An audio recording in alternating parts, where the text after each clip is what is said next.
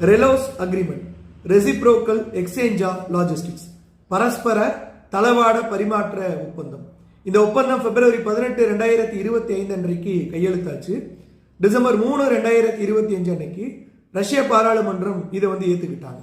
இந்த ரெலோஸ் அக்ரிமெண்ட் படி பார்த்தீங்க அப்படின்னா இராணுவப்படை, கப்பற்படை, விமானப்படைகள் இது எல்லாத்தையுமே இந்தியாவும் ரஷ்யாவும் பரிமாறிக்கொள்ளும்.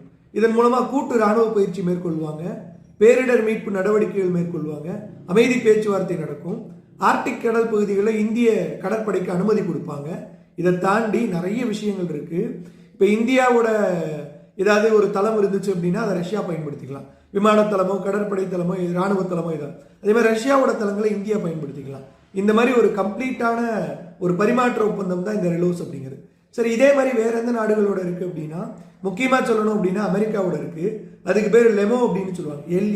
LEMOE, logistics exchange memorandum of அக்ரிமெண்ட்னு சொல்லுவாங்க. இது இந்தியாவுக்கு அமெரிக்காவுக்கு நடுவில் போடப்பட்டது. 29 ஆகஸ்ட் 2016 இந்த ஒப்பந்தம் போடப்பட்டது.